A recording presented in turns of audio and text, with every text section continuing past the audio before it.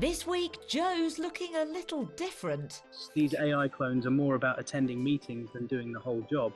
Keeps things interesting though. Lara's looking to break the rules. It says open when instructed. I'm wanting to open it now. I want to be rebellious. And Spencer looks at the latest AI features on phones and tablets. But are they top quality or a bit rubbish? Okay, it got rid of the bin and put another bin there.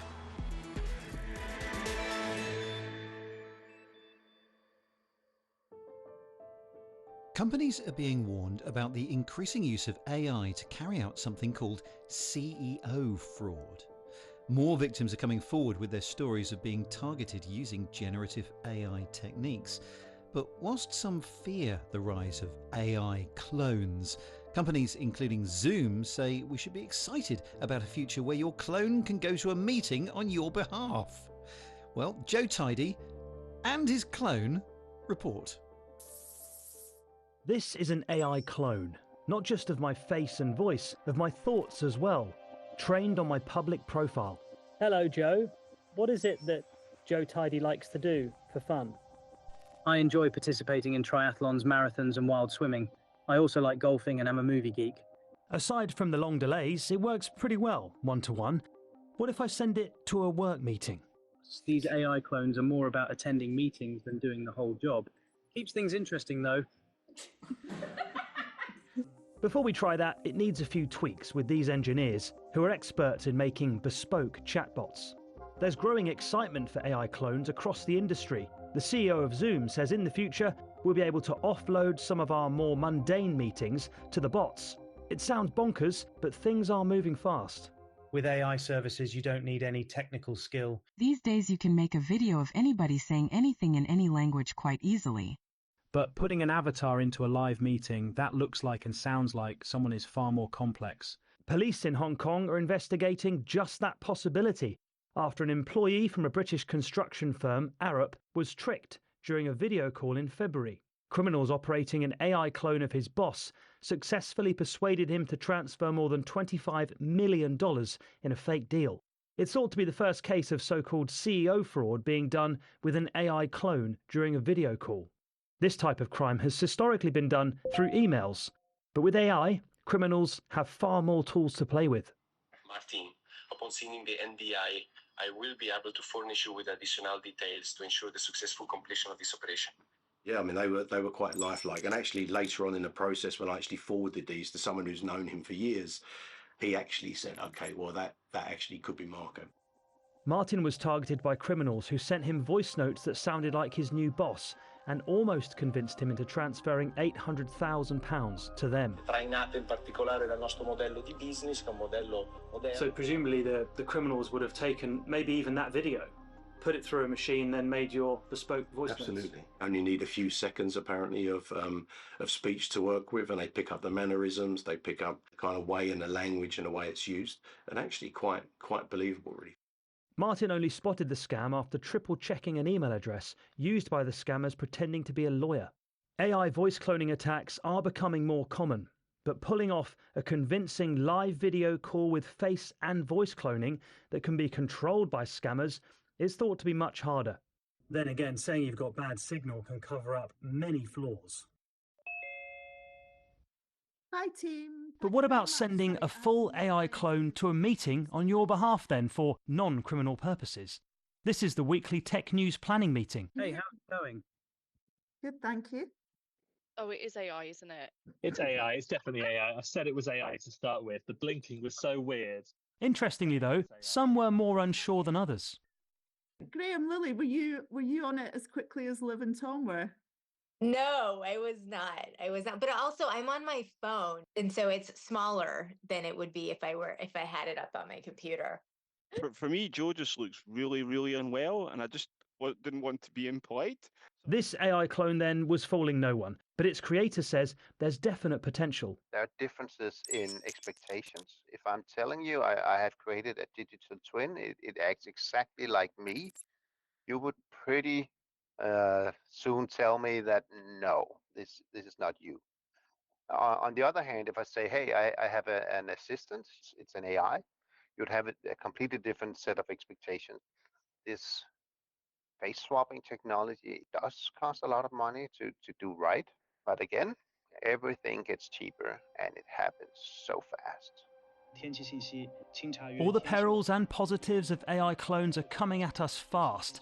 Clearly, we're going to have to start working a lot harder to make sure we know who's on the other side of that screen. How can I assist you?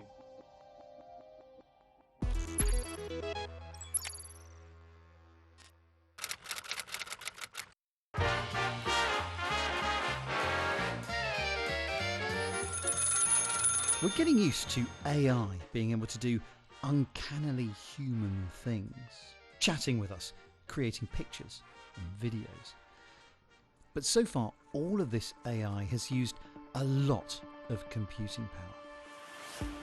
Even if you've been doing these things on your phone, it's been massive supercomputers in the cloud that have been doing the work and then sending the results down to your device. See, it turns out that the chips these computers were already fitted with, called graphics processing units, GPUs, are also really good at the calculations needed for AI. It's also the reason why GPU manufacturer NVIDIA has risen to be one of the most valuable companies in the world. But in the last year or so, we've seen the arrival of a new type of chip, an NPU, Neural Processing Unit. Now, these are specifically made for AI, and because they are smaller than GPUs, it means you can fit them in one of these. That means that these chips can do some limited AI on your phone. And that's why we've started to hear phone manufacturers hyping up their Apple Intelligence, Samsung Advanced Intelligence, and enhanced personal assistants like Siri and Google's Gemini that can have more natural conversations with us. How can I embarrass my sister during a wedding toast, but like respectfully? Okay, here's the deal. New Honor phones will understand the contents of your messages and open the best app to assist in whatever you've received. If it's an address, for example, it'll open Maps. This Samsung phone can now take your handwritten notes, summarize them, and make them into lists. Ihr Telefon kann in Echtzeit übersetzen. Your phone can translate in real time. And in fact, Google's new Pixel phones will listen to your phone calls and summarize them for you in text form after you hang up.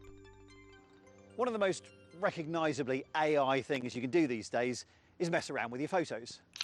So if you want something removed from your shot, including you, well, you can tap it, erase it, and the phone will fill in the gap with a pretty good approximation of the background.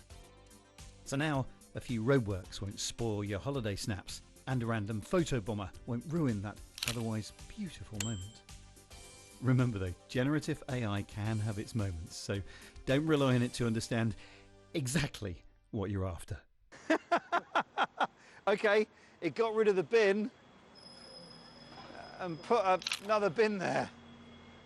As well as removing things, you can also do completely the opposite, adding things in that weren't there in the first place. It's not just phones that are getting smarter, mind you. This is the latest Microsoft Surface Pro, one of the new Copilot Plus brand of PCs and tablets with onboard NPUs. Now, this uses the inbuilt AI in a number of ways. First, would you believe good old Microsoft Paint has had a generative AI upgrade? Now you can be a terrible artist and no one need ever know. Paint's AI assistant, Co-Creator, will take the most pathetic of drawings and use it as a guide to come up with something far more artistic. Dum-de-dum. You can dial the amount of AI flamboyance up and down, but although your sketch gives you some control over the end result, it can still be pretty unpredictable.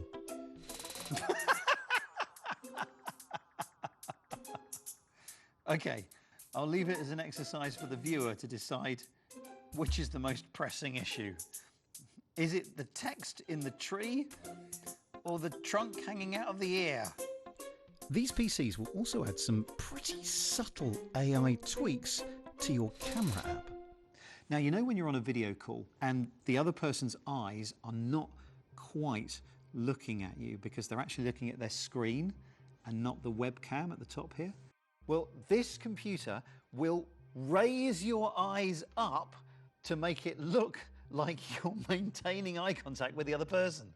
Now, the effect is really, really subtle, but maybe if I turn it on and off, you can see it artificially tweaking the top of my eyes. There it is, off, on, off. It's so subtle and ever so slightly freaky. And then there's possibly the most far-reaching use of AI and large language models that I've seen so far. It's called recall. This is like a photographic memory for your PC. Every few seconds, it takes a screenshot of what you're doing. And if much later on you vaguely remember something that you saw that you wanted to find again, you can describe it to the onboard assistants, and the large language model will go looking amongst all of the thousands of screenshots for things that might match. Now, I know what you're thinking. If your computer is recording everything that you do all the time, huge privacy alarms. Am I right? That is why Microsoft is going to great lengths to reassure users that everything to do with recall stays on the device. Nothing goes anywhere near the cloud. You can also turn recall on and off for different websites, and this is also the reason why this feature is still being finalized and hasn't been rolled out yet, because this is one that Microsoft has to get right. Google's launched a similar feature for its Pixel phones. Here you have to manually take a screenshot, after which it becomes searchable in the same way. Again, everything happens on device to keep everything private. In order to work well, AI needs to consume a lot of training data. I mean, in an ideal world, it would swallow everything about everyone, but that is something that people are starting to get worried about. And I think these new onboard neural processing units are partly there to allay those concerns. They can't match the power of AI in the cloud, but they do allow certain AI functions without your data being shared with the rest of the world. It means that your personal assistant can stay a little bit more personal.